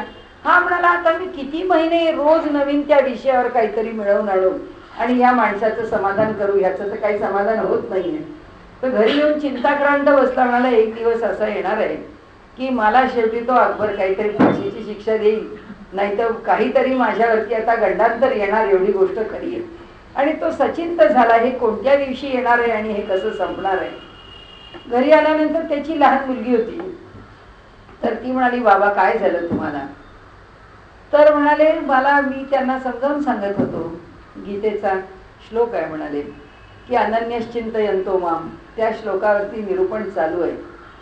तर म्हणाले जो अनन्य भावानी मला शरण जातो त्याचा मी योगक्षेम वाहतो असं म्हणाले. तर तो राजा म्हणाला असा कसा तो आपला योगक्षेम वाईल. आता तो कसा योगक्षेम वाईल याकरता म्हणाले इतके ग्रंथ झाले, पण ते काही राजाचं मत काही अजून समाधानकारक असं बदललं नाहीये. त्यामुळे मला फार चिंता पडली आहे, म्हणून म्हणाले मी काळजीत आहे. ती म्हणली बाबा तुम्ही जे सांगता आहात, तर तुम्ही जर त्याला अनन्य भावाने शरण गेला तर तोच जर योगक्षेम म्हणणार आहे, तर तुम्ही त्या राजाची कशाला चिंता करता. त्या राजाला सांगून टाका मी उद्यापासून करणार नाही प्रवचन, म्हणून मी येणार नाही तुझ्याकडे. तर त्यावेळी जागतिक त्यांनी त्या गोष्टीत म्हटलंय पुढे की म्हणाले मग दुसऱ्या दिवशी राजाचा मनुष्य आला त्यांना घेऊन जायला दरबारामध्ये. त्यांनी सांगितलं आता मी राजांना सांगणार नाहीये, जे कुठल्याही प्रकारे प्रवचन करणे आणि त्यांना त्या त्या ग्रंथाचा बोध किंवा त्या ग्रंथाचं विवरण करून सांगणे हा विषय संपला. मग अकबर स्वतः घरी आला, म्हणाला की असं का तुम्ही का नाही येत आहे. नाही म्हणाला माझ्या मुलीने माझे डोळे उघडले. तिने सांगितलं की तुझा योगक्षेम वाहणारा जो तो परमात्मा आहे, तर तू जातो कशाला राजाकडे बाबा आणि त्यांना कशाला हे शिकवतो, इतकी डोक्याला चिंता लावून देतो, काही चिंता लावून घेऊ नको. म्हणून त्यांनी इथे म्हटलंय ना ते पोटाचे किंकर, ते पोटाचे दास आहे, म्हणून बिचारे इकडे तिकडे धडपड करत फिरतात. असं नाही होता कामा. तस्मात सार ते दिसेना. आणि त्यामुळे कधी त्याच्यातला विवेक करून त्यातलं सार म्हणजे मर्म, हो तत्वज्ञान पुष्कळ बोललं पण कळलं काहीच नाही ना, कारण बोलतच राहिला. तस्मात सार ते दिसेना आणि असार ते दिसे जना. आणि सार म्हणजे त्यातलं योग्य जे घ्यायचं आहे ते कळत नाही, पण जे त्यातलं फोलपट आहे ते मात्र दिसतं. म्हणजे जे निष्फळ आहे, जे निरुपयोगी आहे ते मात्र म्हणाले दिसतं. आणि असार ते दिसे जना, सारासार विवंचना साधू जाणती. पण सत्पुरुषांना समजतं की कुठे थांबायचं आणि काय करायचं. आपल्याकडे म्हणजे आपणही नेहमी म्हणतो दस फार नो मोर, की बस आता इथे आपली मर्यादा आहे, याच्या पुढे काही आपल्याला जायचं नाही. तसे ते साधू सत्पुरुष कोणत्याही विषयामध्ये किती खोलात शिरायचं ते पाहतात. म्हणाले इतरास हे काय सांगणे, खरे खोटे कोण जाणे, साधू संतांची हे खुणे साधू संत जाणती. इतरास हे काय सांगणे, इतरांना सांगून काय उपयोग आहे म्हणाले, कारण त्यांना हे समजणारच नाहीये की ह्याची मर्म नेमकं काय आहे ते. तयासी खरे खोटे कोण जाणे, यातलं खरं आणि खोटं काय आहे हेही त्यांना कळत नाही. म्हणजे ही बाजू चांगली आहे असं सांगितलं तरी मनुष्य म्हणतो तुम्हाला वाटत असेल आम्हाला काही पटत नाही, म्हणजे ती त्याला पटत नाही असं म्हणून तो त्या मताचा स्वीकार करत नाही. तर ते म्हणाले आता ह्यातलं खरं खोटं चांगलं वाईट हे शेवटी शोधायचं आहे आपल्या आपल्या अधिकाराने, असं त्यांना म्हणायचंय. साधू संतांची हे खुणे साधू संत जाणती. आणि साधू संतांचं मोठेपण आणि साधू संतांना ज्या गुणांचं आकर्षण आहे ते का आहे हे दुसरा साधूच जाणू शकतो. आणि म्हणून आपल्याकडे तुकाराम महाराजांनी सुद्धा म्हटलंय की साधूला जर जाणायचं असेल तर साधूच वावलंय, त्याशिवाय काही साधूला जाणता येत नाही. दिसेना जे गुप्त धन तयासी करणे लागे अंजन. दुसरा दृष्टांत दिला याकरता. म्हणाले गुप्त धन म्हणजे ईश्वर गुप्त आहे. लोक म्हणतात ना की आम्हाला ईश्वर दाखवा. मी आपल्याला पूर्वी पण एकदा सांगितलं असेल की माझ्या ओळखीचे चांगले आपल्याला सगळ्यांना माहीत असलेले ते सायंटिस्ट आहेत. त्यांनी सांगितलं की जसा हा शेतामध्ये शेतकरी धान्याची पेरणी करतो आहे ना, तो जितका माझ्या डोळ्याला स्वच्छ दिसतो आहे तसा तो ईश्वर माझ्या डोळ्याला का स्वच्छ दिसत नाही. तो जर मला तसा दिसला तर मी त्याची उपासना खूप भक्तीने करीन. आता त्या ईश्वराशी ही जी जरतारीची भाषा आहे तो ईश्वर कशाला ऐकतोय. त्यांनी इथे सांगितलं दिसेना जे गुप्त धन, जे गुप्त आहे ते दिसत नाही ते पाहावं किंवा ते ओळखावं किंवा ते कुठं आहे याचा शोध घ्यावा, त्याकरता सुद्धा डोळ्यात ते अंजन घालावं लागतं, म्हणजे त्या डोळ्यांना ते गुप्तधन दिसतं. म्हणजे तयासी करणे लागे अंजन, गुप्त परमात्मा सज्जन संगती शोधावा. ज्याला परमात्मा सुद्धा असाच गुप्त आहे, तो जर शोधायचा असेल तर तो कोणाच्या संगतीत शोधायला मिळेल? तो संत सज्जनांच्या संगतीमध्येच मिळेल. तो असा पूर्वेच्या दिशेला जावं आणि उत्तरेला हे घर आहे असं म्हणावं, तर पूर्वेच्या दिशेला जाऊन उत्तरेचं घर जसं मिळणार नाही, तसंच आहे की ज्या करता जी वाट चोखळावी लागेल तीच चोखळावी लागणार आहे. आणि म्हणून म्हणाले, रायाचे सन्निध होता सहजची लाभे श्रीमंतता. आता साधू संगतीचा महिमा सांगतात की साधू संतांच्या जवळ जा तेव्हा ईश्वर कळेल. आता ते म्हणतात कसं होतं ते, की जसं राजाच्या संगतीमध्ये मनुष्य राहिला की अनायासे श्रीमंतीचा लाभ होतो. अनायासे, काही फार करावं लागत नाही. आमच्या हैदराबादच्या निजामाच्याकडे त्याच्या पदरी इतके लोक नोकरीला असत आणि त्यांच्या दृष्टीने मराठी माणूस हा जास्त प्रामाणिक आहे, म्हणून तिथे मराठी माणसांना पुष्कळ चांगली नोकरी असेल. राजाचा डबा म्हणजे राजाला जे काही सामान नेऊन द्यायचंय, राजाच्या इथून त्याच्या इतर लोकांचे डबे किंवा खाणं पिणं असं तिथे पोचवायचंय. नुसतं ते पोचवायला गेलं तरी एक अशरफी मिळायची. तर रोज एक एक अशरफी घेऊन मनुष्य घरी यायचं. म्हणजे ही जी श्रीमंती होती ती काही चोरावं लागायचं नाही, काही तिथे भ्रष्टाचार करावा लागायचा नाही, पण त्यांच्या पदरी प्रामाणिकपणाने काम करतोय याच्याकरता सुद्धा घरामध्ये एवढी अमूल्य अशी रत्न आणि म्हणजे जडजवाहीर निजामाने लोकांना भेटवस्तू म्हणून दिलेलं आहे. की म्हणाले असं आहे की राजाच्या संगतीमध्ये राहिल्यानंतर श्रीमंती आपोआप मिळते. तैसा हात सत्संग धरिता सद्वस्तू लाभे. साधू सज्जनांच्या सहवासामध्ये जर राहिलो तर का नाही मिळणार चांगलं काही, त्याचा लाभ का नाही होणार? सद्वस्तूच लाभे सद्वस्तू. जो मनुष्य सारासार विचार करतो, जो मनुष्य योग्य तऱ्हेने विचार करतो त्याला ती वस्तू लाभेलच. सद्वस्तू, चांगल्या वस्तूला चांगली वस्तू लाभेल. आजच्या काळातला जो विचारांचा ट्रेंड आहे, खरं म्हणजे आज खूप पाऊस होता म्हणून आज आपण ते सिक्रेट पुस्तकावर एक दिवशी बोलायचं होतं ना, म्हटलं आज गुरुपौर्णिमा आहे तर आपण तो वेगळा विषय घेऊ, पण पुन्हा असं वाटलं एवढ्या पावसात जर कोणी आलं नाही आणि निम्मेच लोक आले तर मग पुन्हा तो विषय केव्हा तरी बोलावा लागेल. तर म्हटलं ठरवून बोलूया. आता सगळे जर आपण सगळीकडचे विचार पाहिले ना तर आता एक ट्रेंड आहे विचारांचा की सगळ्यांची शिबिरं बघा, सगळ्यांचं तत्वज्ञान बघा, पॉझिटिव्ह थिंकिंग करा. हा, हे सगळ्यांच्या शिकवणुकीचं सार आहे. अहो आमचं सगळं अध्यात्म म्हणजेच पॉझिटिव्ह थिंकिंग आहे.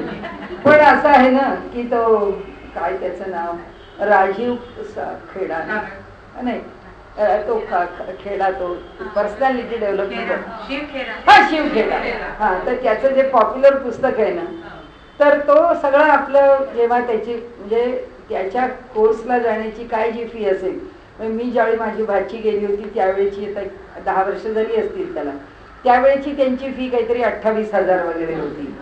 तर ती त्या 3 दिवसाच्या शिबिराची फी होती. ती सगळी शिबिर पुरं झाल्यावर त्या मुलांचे सगळे काय काय असतील ते त्यांचे परफॉर्म करा, हे करा, ते करा वगैरे वगैरे, ते सगळं झाल्यानंतर त्यांनी जे कन्क्लुजन सांगितलं ते म्हणाले की हे सगळं मी तुम्हाला जे 3 दिवस शिकवतोय ना, हे सगळं म्हणजे नथिंग बट इंडियन फिलॉसॉफी. म्हटलं या पोरांना हे एवढं एक वाक्य करण्याकरता आईवडिलांचे 28,000 रुपये द्यायला लागले.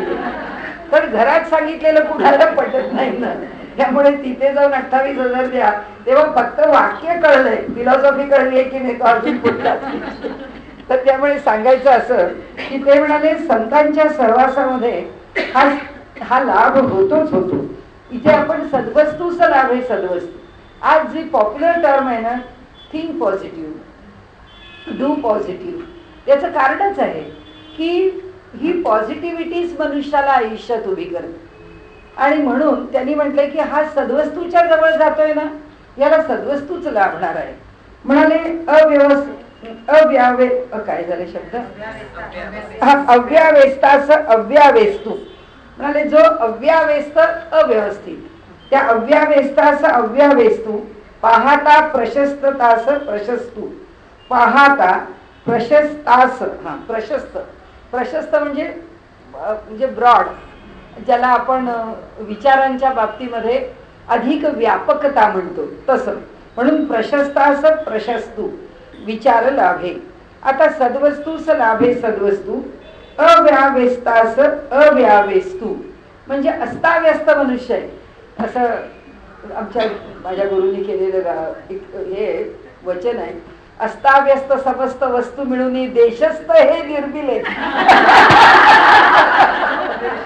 त्यांनी देशस्थांना म्हणाले की सगळे देशस्थ हे अस्ताव्यस्त समस्त वस्तू मिळून देशस्थ हे निर्मिले, की जगातलं सगळं अस्ताव्यस्त पण जिथे एकत्र होईल ती देशस्थ आहे असं त्यांनी. आणि त्यांनी पुढे म्हटलंय की मी कोकणस्थानच्या मध्ये जन्माला आलो पण मी देशस्थानच्या पलीकडचा देशस्थ आहे. त्यांनी सांगितलं मी अपवाद आहे कोकणस्थानला. आणि इथे त्यांनी सांगितलं की अस्ताव्यस्त इथे अर्थ काही ज्या अर्थाने इथे देशस्थांना अस्ताव्यस्त लावलाय त्या अर्थाने नाहीये. अस्ताव्यस्त म्हणजे गोंधळलेला, ज्याला कुठलाही निर्णय घेता येत नाही अशा अस्ताव्यस्ताला अस्ताव्यस्त लाभतं. पाहता प्रशस्तास प्रशस्तू, ज्याचा विचारच मोठा प्रशस्त पायावरती आहे किंवा ज्याच्या विचारांना व्यापकपण आहे, तो व्यापक विचार असणाऱ्याला व्यापकता आपोआप लागते. म्हणून हे उपनिषदांचं वचन आहे, त्याचं त्यांनी केलेला मराठी अनुवाद आहे. यो वै भूमा तत्सुखम असं आहे. नाल्पम सुखम अश्नुते असं उपनिषदाचं वचन आहे की जे व्यापक आहे, जे मोठं आहे तेच खरं सुखकारी आहे. जे अल्प आहे, जे संकुचित आहे त्याच्यामध्ये कधीच सुख लाभत नाही. म्हणजे मनुष्य आत्मकेंद्रित झाला तर कधीच सुखी होत नाही. मनुष्य मनाने मोकळा झाला की त्याच्याकडे सुख आपोआप येतं. आपल्या पैशाचा विचार कसा करावा यात पांडुरंग शास्त्रींनी फार छान सांगितलं त्यांच्या गीतामृतम मध्ये. ते म्हणाले की मनुष्याकडे पैसा आहे तर दोन प्रकारांनी त्याचा विचार करता येतो, पैशाचा पण आणि आपल्या वृत्तीचा पण. कामना एकाग्र करा किंवा कामना व्यापक करा असं त्यांनी दोन प्रकारांनी सांगितलं. की कामना एकाग्र करायच्या असल्या तर पुष्कळ श्रीमंती आहे पण सगळं सोडून द्या. की त्या श्रीमंतीचं काय, तुम्ही एकाच ठिकाणी एकाच विषयाशी गुंतलेले आहात, त्याच ठिकाणी मन एकाग्र करा आणि तुम्हाला जे करायचं आहे ते प्राप्त करा. कामना व्यापक करा, तुमचं मन एका ठिकाणी एकाग्र होत नाही म्हणून कामना व्यापक करा. म्हणजे मला श्रीखंड खायचं आहे तर मी एकटा श्रीखंड खाणार नाही, 5-25 लोक गोळा करीन, चांगलं जेवण करीन त्यांना आणि मग ते श्रीखंड करू आणि मग आम्ही खाऊ. पुन्हा श्रीखंड खायचे, पुन्हा 25 लोकांना बोलली. म्हणजे ही कामना व्यापक करणं आहे की अमुक एक वस्तू मला खायची म्हणून मी बाजारात गेले, चितळ्यांची श्रीखंडाची एक डब्बी आणली, काय आणायचं असलं आम्रखंड नाही असेल श्रीखंड, पण ते आमच्या पुरतं आणलं, आम्ही खाल्लं. म्हणाले ही कामना संकुचित राहते. ह्या संकुचित कामनेमध्ये सुख नाही आहे. मनुष्य अधिक संकुचित बनत जातो. ते म्हणतात ज्याला आपल्याला सुधारायचंय किंवा बदलवायचंय किंवा सुखी करायचंय त्याला मार्ग पुष्कळ आहेत. त्यातले त्यांनी 3-4 मार्ग लिहिले आहेत, त्याचा काही आता विचार करायचं कारण नाही. पण त्यांनी असं म्हटलंय की एकाग्र करा कामना, सगळं सोडून द्या. म्हणजे जसं संगीताच्या क्षेत्रातली लोक म्हणतात तसं की एक तर म्हणजे श्रीमंत होऊन संगीताची उपासना करावी, नाही तर फकीर होऊन श्रीमंताची उपासना करावी. सगळं सोडून द्यावं आणि त्या संगीताशी एकरूप व्हावं. नाही तर घरामध्ये ददात नाहीये, 4 भिंतीच्या 4 कोपऱ्यामध्ये तानपुरे लावून ठेवलेले आहेत, मध्ये बैठक कायमची जमवून ठेवलेली आहे. लोकांनी यावं, बसावं, 8-8, 10-10, 20-20 तास गाण्याचा आनंद लुटावा आणि आपल्या ठिकाणी त्याचा आनंद घ्यावा. म्हणजे बुंदे अली खानचं चरित्र वाचलं असेल तर फकीर होऊन संगीताची सर्वद्वादक होते तर त्याची उपासना करावी आणि कामना व्यापक करून संगीताची उपासना करावी बालगंधर्व. की स्वतःला अत्यंत व्यापक करून उपासना केली, त्याच्यात सगळं गेलं पण ते आपल्याकडे म्हणाय ना गुरु गोविंद सिंगांची, सार दिया पर सर नाही दिया. तसं बालगंधर्वांनी आपलं सगळं दिलं, आपल्या ठिकाणचं सगळं सोडून दिलं आणि सरही दिया पण सार नाही दिया. आणि त्यांनी आपल्याकडचं जे सत्व होतं आणि एकच आहे त्यांच्या चरित्रातला सत्वाचा गुण सगळ्यात मोठा. एका गुणावर माणूस कसा मोठा होतो आणि तो एकच गुण कसा मनुष्याला उपयोगी पडतो. म्हणजे आज आता आपण गुरु पौर्णिमेच्या निमित्ताने आज आपण जमलोय, गुरुची सेवा करावी. आजच्या काळामध्ये काय सेवा करावी. आता आम्ही दासबोध वाचतो. म्हणजे आता आमचे गुरु समर्थ, आता आम्ही समर्थांची सेवा म्हणजे फार तर गडावर पैसे देऊन, फार तर आम्ही दासबोध वाचू, मनाच्या श्लोकाची पुस्तकं त्याचा प्रचार करू, लहान 25 मुलांना मनाचे श्लोक शिकवू किंवा त्यांचं सगळं वाङ्मय वाचून काढू. म्हणजे समर्थांची आम्ही काहीतरी सेवा केली. पण पूर्वीच्या काळी कशी गुरुगृही जाऊन सेवा केली जात असे आणि प्रत्यक्ष गुरुची सेवा होत असे. तद्विधी प्रणिपातेन परिप्रश्नेन सेवया. आपल्याकडे म्हटले ज्ञान जर मिळवायचं असेल तर ते या पद्धतीने मिळतं. तद्विधी प्रणिपातेन, एक तर त्याला नमस्कार करून, साष्टांग दंडवत करून, त्याला पूर्णपणाने शरण जाऊन, प्रणिपातेन परिप्रश्नेन, प्रत्येक गोष्टीत शंका घेऊन की तुम्ही हे असं म्हणता हे कसं मान्य करायचं. कारण ज्ञानी येतो आणि त्याला त्या मार्गावरती काहीतरी मिळवत पुढे जायचं आहे. त्याच्या मनाचं समाधान पाहिजे, त्याच्या बुद्धीचं समाधान पाहिजे.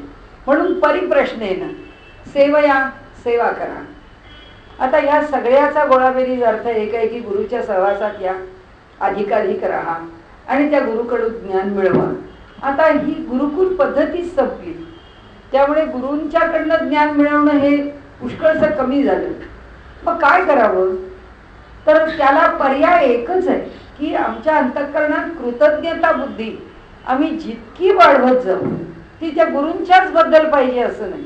समोरच्यानी माझ्याकरता एवढं केलं त्याचं स्मरण मी आयुष्यभर ठेवलं.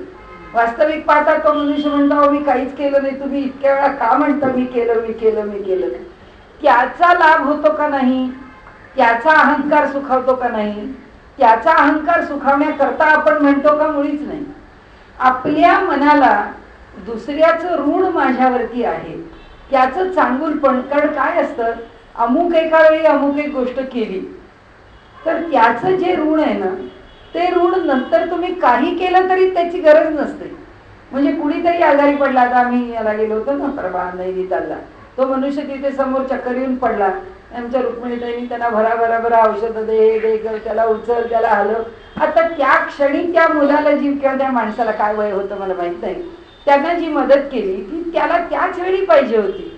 नंतर त्यांनी त्याला पुष्कळ इथे 5 स्टार हॉटेलमध्ये जेवायला बोलावलं तरी तो म्हणाला हो तुम्ही माझ्या तोंडात 4 औषधाचे जे दाणे टाकले ते महत्वाचे, तुम्ही मला आता इथे 3000 रुपयाचं जेवण द्या नाही तर 5000 रुपयाचं जेवण द्या. त्यांनी फरक म्हणजे काय असतं, ते ऋण तो मनुष्य कधी विसरत नाही. म्हणजे त्याच्याकडनं ती योग्य वेळ, आणि ते खरं म्हणजे विसरत नाही म्हणण्यापेक्षा ते आपण विसरू नये की ज्यावेळी आपल्याला जे पाहिजे होतं ते आपण नव्हतं मिळवू शकणार, ते आपल्याला दुसऱ्यांनी दिलेलं आहे. आणि त्याचं स्मरण आम्ही जितकं आयुष्यभर ठेवणं किंवा ते आमच्याकडे ठेवून राहील ना तितक्या आमच्या मनाच्या शुद्धीकरणाची प्रक्रिया आहे. आम्हाला ती शुद्ध करत नाही, आम्हाला ती स्वच्छ करत. त्या व्यक्तीला काय वाटतं वाटत नाही, ती व्यक्ती म्हणजे तुम्हाला एवढं का वाटलं, मी नेहमीच मला आवडतं मी करते, त्याच्यामध्ये काय तुमच्याकरता केलं असं काही नाही. पण असं असतं की ती व्यक्ती आपल्या हौसेखातर करत असते, पण ज्याच्याकरता त्याचा लाभ होतो त्या व्यक्तीचा लाभ त्यांनी विसरता कामा. ही जी कृतज्ञता बुद्धी आहे ती बुद्धी कायम ठेवावी. ही आपल्याकडे एक हा प्रशस्त विचारामधला सगळ्यात मोठा प्रशस्त विचार जर काही असेल तर जितकी कृतज्ञता बुद्धी मनुष्याची वाढत जाईल तितका त्याचा त्याला लाभ आहे. आणि म्हणून ते म्हणतात, म्हणून एक संपायची वेळ आली की सांगेल म्हणून हे दृश्य जात अवघेची आहे अशाश्वत, परमात्मा अच्युत अनंत तो या दृश्या वेगळा. आता त्यांनी मुद्दा बदलला, तिथे सांगून टाकलं की हे कशाने मिळणार आहे, हे साधूंच्या सहवासात मिळणार आहे, आपल्या मनाच्या बैठकीवर मिळणार आहे, आपल्या प्रवृत्तीवर मिळणार आहे वगैरे वगैरे. आता पुढे ते म्हणतात म्हणून हे सगळं जे दृश्य जात आहे ते सगळं अशाश्वत आहे, आम्हाला माहिती आहे. शाश्वत कोण आहे, एकच परमात्मा. म्हणजे असार काय आहे हे दृश्य आहे आणि सार काय आहे तो न दिसणारा परमात्मा आहे. दृश्य वेगळा, दृश्य अंतरी. आता तो कसा आहे, मग आपण म्हणू बरं झालं ना, ते आपलं हिंदी गाणं आहे तसं, आसमां पे है खुदा और जमी पे हम, आजकल वो इस तरफ देखता है कम. तो आता पाहतच नाही तर आम्हाला काय करायचं. तसं ते तो जर इथे दिसतच नसेल, तो जर प्रकटच नसेल तर मग करायचंय काय त्याच्याकडे बघून. मग जे दिसतंय ते पाहावं, जे दिसत नाही ते पाहावं का. समर्थांनी मी जे म्हटलं ना, समर्थ असे स्टेप बाय स्टेप पुढे जातो, एकावन्न दुसऱ्या पायरीवर आणतात आपल्याला. आता इथे काय म्हणाले ते की की हे दृश्यजात जे आहे ते अशाश्वत आहे, परमात्मा शाश्वत आहे. आता इथे खाली काय म्हणतात, तो दृश्यापेक्षा वेगळा आहे. म्हणजे एका शंकेचं निरसन केलं की तुम्हाला जर वाटत असेल की तो न दिसणार आहे तर त्याच्याविषयी फारसा विचार करण्याची गरज नाही. म्हणाले बरोबर आहे, पहिला त्याचा गुण तोच आहे, तो दृश्यापेक्षा वेगळा नक्की आहे, पण दृश्याअंतरी, पण ह्या दृश्यामध्ये तोच भरून राहिलेला आहे. म्हणजे हे जे दृश्य आहे ते तुम्हाला दृश्य वाटतंय, पण तोच आहे, परमात्माच आहे. दृश्य भ्रामक आहे, जे स्थिर आहे ते तोच आहे. म्हणाले सर्वात्मा तो सचराचरी, सगळ्या चराचरांच्या मध्ये तो आत्मरूपाने राहिलाय. तुम्हाला जर वाटत असेल की माझं घर मी इतकं भक्कम बांधलं म्हणून आज 100 वर्ष झाले आमच्या घराचं एवढं प्लास्टर हल्लं नाही, त्याच्यात भगवंताची कृपा आहे. तिकडे कच्छच्या रणात नाही घर बांधलं, नाही तर ते केव्हाच आडवं झालं असतं. 100 वर्ष राहतंय कशाला. मला ईश्वर कृपा करतो आणि त्याच्या कृपेने सर्व राहतं, ही जी धारणा आहे त्याकरता ते म्हणतात की तो सर्वात्मा सचराचरी. का बरं असं आपण म्हणायचं, का त्याची कृतज्ञता पाळायची, का त्याला जाणायचं, तो दिसत नसताना सुद्धा, त्याचं कार्य कळत नसताना सुद्धा त्याचं महत्व का बरं स्वीकारायचं, त्याचं उत्तर देत आहेत ते. म्हणाले सगळ्या चराचर, जड आणि अजड दोन्ही, जड आणि चेतन, त्या दोन्ही मध्ये तो भरून राहिलेला आहे. म्हणाले सर्वात्मा तो सचराचरी, विचार पाहता अंतरी निश्चये बाणे. म्हणाले विचार करून बघा, तुमच्या मनामध्ये मी जे सांगतो आहे त्याचा विचार करा. म्हणाले त्याचं चिंतन करा, लक्षात येईल म्हणाले मी काय म्हणतो ते. हे प्रचितीचे बोलणे, त्यांचा आवडती ओवी आहे. हे तो प्रचितीचे बोलणे, हा अनुभव मी घेतला आहे म्हणून तुम्हाला सांगतो. विवेके प्रचित पाहणे, तुम्ही काय करावं, मी प्रचिती घेतली आहे आणि मी बोलतोय, तुम्हालाही विवेकाने प्रचिती घेता येईल. विवेक करा. विवेक म्हणजे आत्तापर्यंत वरच्या सगळ्या ओव्या, सार असार, हे सगळं जे त्यांनी सांगितलंय ना, धर्म अधर्म जे काही त्याच्यात येतं सगळं त्यात अंतर्भूत आहे. चेतन अचेतन, जड अजड सगळं काही. म्हणाले हा सगळा त्याच्यामधला तौलनिक विचार करावा. प्रचित पाहे ते शहाणे. आता स्वतःचा निष्कर्ष सांगितला, जो प्रचिती पाहतो तो शहाणा. कारण काही न बघता तुम्ही सिद्ध करा बरं, अरे सगळ्या गोष्टी जगात दुसऱ्यानी कराव्यात, यांनी फक्त बसून राहावं आणि याच्या करता जसं सगळं जग. म्हणजे हा कोण आहे, तर हा चार्वाकवादी आहे की मी काहीच करणार नाही. तुम्हाला जर मी ईश्वरवादी व्हावं असं वाटत असेल तर त्या ईश्वराला माझ्यापर्यंत आणून द्या. त्या ईश्वरालाच वाटत असेल मी त्याचं भजन करावं तर त्या ईश्वराने माझ्या पुढे येऊन उभं राहा. अरे तू कोण, म्हणजे शेवटी मी माझ्या जागेवर बसणार आहे आणि बाकीच्या सगळ्या जगाने माझ्याकरता झुलायचं आहे. म्हणजे हे सगळं जग फक्त माझ्याकरता निर्माण झालंय, मी म्हणेन तसं वागण्याकरता निर्माण झाले, ही भावना. तर ते म्हणतात की प्रचित पाहे ते शहाणे. तू शहाणा आहेस ना, मग तू दुसऱ्याचं काय ऐकतो, तू प्रचिती पाह ना, आणि अन्यथा नव्हे. तुझ्या प्रचितीशिवाय दुसरा काही मार्ग शिल्लक राहत नाही. सप्रचित आणि अनुमान, उधार आणि रोकडे धन, मानस पूजा प्रत्यक्ष दर्शन, यात महदंतर. समजावण्याची एक पायरी आता पुढे गेली.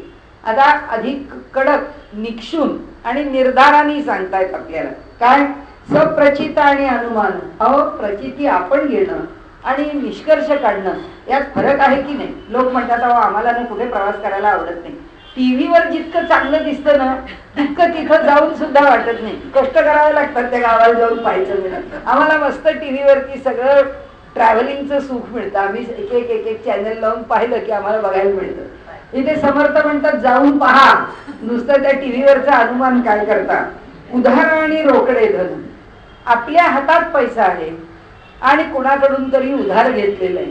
पैसा आहेच उधारीचा, पण उधारीचा पैसा आणि आपला पैसा यात काही फरक आहे की नाही. म्हणाले मानस पूजा प्रत्यक्ष दर्शन. म्हणाले मानस पूजा करायची, मानस पूजेमध्ये मी भगवंताला अमुक एक नैवेद्य अर्पण केला, अमुक एक फूल अर्पण केलं, उदबत्ती लावली, निरांजन लावलं आणि त्याने परमेश्वराची माझ्या मानस पूजेमध्ये षोडशोपचार पूजा केली. अहो म्हणाले प्रत्यक्ष ईश्वराचं दर्शन आणि मानस पूजा यात काही भेद आहे की नाही. यात महद अंतर. ते स्वतःचा निष्कर्ष सांगून मोकळे होतात. या दोन गोष्टींमध्ये अंतर आहे म्हणाले, उगीच सांगू नका तुम्ही मला. पुढे जन्मांतरी होणार हा तो अवघाच उधार, तैसा नव्हे सारा सार तत्काळ लाभे. पुढच्या जन्मामध्ये आम्हाला अनुभव येईल, हा तो सगळा उधारीचा व्यवहार आहे. तसा व्यवहार करू नका, तैसा नव्हे सारा सार. म्हणजे पुढच्या जन्मात मला मिळेल, जसं आपण म्हणतो म्हणजे एक आपला सगळा एक एक ट्रेंड असतो. लोक म्हणतात अहो ह्या जन्मात आपल्याला कुठे हे सगळं जमणार नाही, आपलं या जन्मात बघावं लोक काय काय करतात. कोण ज्ञानेश्वरी वाचतो, कोण तात्पुर वाचतो, कोण कुठे जातो. आपण आपला पुढचा जन्म त्याच्याकरता रिझर्व केला. समर्थ म्हणतात असतं रिझर्वेशन वगैरे काही नसतं. ते म्हणतात पुढे जन्मांतरी होणार हा तो अवघाच उधार, हा उधारीचा व्यवहार आहे म्हणाले. जसा तो वाणी लिहितो ना आपल्या दुकानावरती, आज रोख उद्या उधार. त्यामुळे या जन्मात रोखीने काय करायचंय ते करा, उधारीची भाषा पुढच्या जन्मावर ठेवू नका. म्हणाले तैसा नव्हे सारासार तत्काळ लाभे. तसं सारासार विचार आम्ही पुढच्या जन्मी करू चालणार नाही, आत्ताच करा. आत्ता कराल तर त्याचा आत्ता लाभ आहे. तात्काळाची लाभ होतो, प्राणी संसारी सुटतो, संशय अवघाची तुटतो जन्म मरणाचा. याची जन्मे येण्याची काळे, संसारी होई जे निराळे, मोक्ष पाविजे निश्चळे स्वरूपाकारे. म्हणाले याच जन्मामध्ये इथेच आत्ताच लगेच या प्रपंचामध्ये प्रपंच करत असताना मनुष्य मोक्षाचा अनुभव घेऊ शकतो. ये गोष्टीच करी अनुमान, तो सिद्धची पावेल पतन. म्हणाले एखादा सिद्ध म्हणजे अनेक काही चांगल्या गुणांचा अवलंब करून काही स्वतःचं सामर्थ्य वाढवलेला. पुन्हा तोच मुद्दा आजच्या काळामधला परवलीचा शब्द म्हणजे ही सगळी प्रार्थना ही म्हणजे शक्ती संचय, आणि तो शक्ती संचय तुम्ही करत राहा. असाच सिद्ध आहे. आमच्याकडे सिद्धाचं नाव नाही तरी काय, सिद्ध असाच आपल्या तपाने मिळवतो, आपल्या काही साधनेने मिळवतो, काही विशिष्ट असा मार्ग अनुसरण करून मिळवतो. त्याचे पण अनेक मार्ग आहेत. पण असा सिद्ध झाला आणि काहीतरी सिद्धीचा अधिकार मिळवला आणि तो म्हणाला जाऊ द्या ना, हे सिद्धीनी बरं चाललंय आपलं प्रपंचामध्ये. भगवंताला ओळखणं, त्याला पाहणं, त्याला जाणणं, त्याचं दर्शन घेणं, पुढे बघू. तर समर्थ म्हणतात अशा सिद्धाचं सुद्धा पतन होतं, तो सुद्धा आपल्या जागेवर राहू शकत नाही. ते म्हणतात की तो सिद्धची पावेल पतन मिथ्यावदे त्यास आण उपासने. समर्थांची आता भाषा बघा. आता आणखीन पुढे गेले, म्हणाले मी खोटं बोलतो असं वाटत असलं तर माझ्या उपासनेची शपथ घेतो म्हणाले. समर्थ म्हणतात माझ्या उपासनेची शपथ आहे की मी सांगतोय हे खोटं नाहीये. कुणी सिद्ध, अहो उगीच भगवद्गीताकारांनी म्हटलंय का की योग भ्रष्टो विजायते शुची नाम श्रीमताम गे योग भ्रष्टो विजाय. म्हणजे योग भ्रष्ट होतो ना. योग भ्रष्ट कोण होतो? जो ईश्वराच्या ठिकाणी प्रामाणिकपणाने शरण जात नाही तो होतो. समर्थ म्हणून सांगतात मी तुम्हाला सांगतो आहे की ही भ्रष्टता येणं शक्य आहे. ही भ्रष्टता कशी येते, काय येते? कारण त्याला ईश्वराच्या विषयी तितकं आदराचं, आपुलकीचं, शरणागतीचं नातं जोडावंसं वाटत नाही म्हणून. आणि मी हे तुम्हाला सांगतोय हे खोटं नाही, तुम्हाला धाक घालण्याकरता. कारण आता आणखीन एक थिअरी आहे की हे सगळं धर्म धर्म म्हणून हे करू नका पाप लागतं, ते करू नका पाप लागतं असं धर्माच्या नावाखाली का सांगतात? कारण आम्हाला धर्माच्या नावाने घाबरवतात. अरे आम्ही इतके बावळट आहोत का की कुणी घाबरवलं ना आम्ही घाबरलो? आणि धर्म जो सांगतो आहे तो इतका खुळा आहे का की या गोष्टीला हा इतका तयार असलेला मनुष्य घाबरणार आहे? त्याला माहिती आहे हे बनचुक आहे, हे पाप करण्यामध्ये माहिर आहेत, यांना असं सांगून घाबरवून यांचं पाप हे सोडणार आहेत का? म्हणाले सोडणारच नाहीये. धर्म कोणत्या कारणाने सांगतो आणि स्वीकारणारा कोणत्या मानसिकतेत स्वीकारतो हे धर्माला न कळायला धर्म काही दूध खुळा नव्हे. समर्थ सांगतात बाबा रे तुमच्याकरता मी 50 पायऱ्या खाली उतरलो. आता तुम्हाला सांगतो की माझ्या उपासनेची तुम्हाला आण आहे म्हणजे शपथ आहे. मी तुम्हाला हे सांगतो हे खरं हे लक्षात ठेवा. बुळत हे जन देखवे ना डोळा म्हणून कळवळा येतो म्हणून. त्या जातीचं बोलणं आहे की संतांना हे वाईट वाटतं की समोरचा माणूस शहाणा होत नाही. नाहीतर त्यांचं काय पडलंय, त्यांचं काय अडलंय? काही अडलेलं नाहीये. हे यथार्थीचं आहे बोलणे. विवेके शीघ्रची मुक्त होणे असोनी काहीच नसणे जनामध्ये. ह्या 3 ओळ्या संपवणे आपला विषय संपवूया. हे यथार्थची आहे बोलणे. हे बोलणं मी आपल्या पुढे जे करतो आहे हे योग्य आहे, सत्य आहे. विवेकाने आपण शीघ्रतेने मुक्त व्हाल आणि या जगामध्ये आपण असून नसल्यासारखे असाल. हा जगातला व्यवहार कराल. देवपद आहे निर्गुण, देवपदी अनन्यपण. हाची अर्थ पाहता पूर्ण समाधान वाणे. एकच अर्थ ठेवा म्हणाले मनापुढे. देवाचं पद हे निर्गुण आहे. तिथे निर्गुण याचा अर्थ तिथे काही आकार नाही उकार नाही असा नाही. हे जे आमचे गुण आहेत ना, सत्व रज आणि तम, त्याचं जे आधिक्य किंवा कमी किंवा तारतम्य त्याच्यामध्ये जे आहे, कुठे सत्वांश जास्त आहे, कुठे रजांश जास्त आहे, कुठे तमांश जास्त आहे, याच्यामध्ये जे आम्ही अडकलो, भगवंत यात नाही आहे. भगवंत ह्या सत्वरज तमात नाही, तो ह्याच्या पलीकडे आणि आपल्याला त्याच्या पलीकडे जायचं. पुन्हा गीतेचं भाषांतर जे निर्द्वंद्व निस्सत्व त्या ठिकाणी त्यांनी जे म्हटलंय की निस्त्रैगुण्य भावार्जुन, त्यांनी म्हटलंय दुसऱ्या अध्यायामध्ये की तू निस्त्रैगुण्य म्हणजे ह्या त्रिगुणांना ओलांडून तू निघून जा. आणि म्हणून ते सांगतात देवपद आहे निर्गुण, देवपदी अनन्यपण, हाची अर्थ पाहता पूर्ण समाधान वाणे. हा अर्थ मनामध्ये धर की त्रैगुण्य विषया वेदा निस्त्रैगुण्य भवार्जुन, की हे सगळे वेद जे आहेत, हा जो व्यवहार आहे, हा धर्म आहे, हे डूज अँड डोंट्स आहेत, हे सगळे ह्या मर्यादेत आहेत प्रकृतीच्या, याच्या पलीकडे जा. आणि देव त्याच्या पलीकडे आहे, त्याच्या जवळ जा. एवढंच म्हणाले खरं आहे. देहीच विदेह होणे, या देहामध्ये राहून देहाचं आकर्षण सुटणे, करून काहीच न करणे. आम्हाला जो सगळा व्यवहार करावा लागतो तो करून त्याच्यापासून जसं आपण रुमाल झटकतो, हात झटकतो आणि बाजूला होतो, तितकं निर्लेपपणाने व्यवहार करून बाहेर होणे. जीवनमुक्तांची लक्षणे जीवनमुक्त जाणे. तर अशा प्रकारे जीवनमुक्त जगतो. एरवी हे खरे न वटे, अनुमानेचे संदेह वाटे, अनुमानेची संदेह वाटे. एरवी हे खरे न वटे, न वटे वाटेच पाहिजे तिथे. एरवी हे आहे का वाटे? आहे, आमच्या इथे वटे आहे. एरवी हे खरे न वाटे, एरवी हे तुम्हाला खरं वाटणार नाही की असा जीवनमुक्त कोणी असतो. अनुमानाचे निसंदेह दाटे का? कारण तुम्ही त्याचा अनुभव घेत नाही, तुम्ही या ग्रंथांवरून अनुमान काढता, म्हणून तुमच्या अंतःकरणामध्ये संदेह निर्माण होतो. संदेहाचे मूळ तुटे सद्गुरु वचने. मग आता अलीकडच्या स्टेजवर आपल्याला आणून ठेवलं की त्यांना माहिती आहे ही कोण प्रचिती घ्यायला जाणार आहे, हे काही तिथपर्यंत पोचणार नाही. मग यांना कोण त्याचा आनंद देईल, यांना कोण त्या शंकांपासून दूर करेल, यांना कोण निसंदेह करेल, तर सद्गुरू निसंदेह करतील. आणि म्हणून सद्गुरूंना शरण जा असं त्यांनी सांगितलं. म्हणून संदेहाचं मूळ जर तुटायचं असेल तर कोण आहे? सद्गुरू आहे. आणि इथे हा सारशोधन नाम समास 9वा इथे संपला आहे.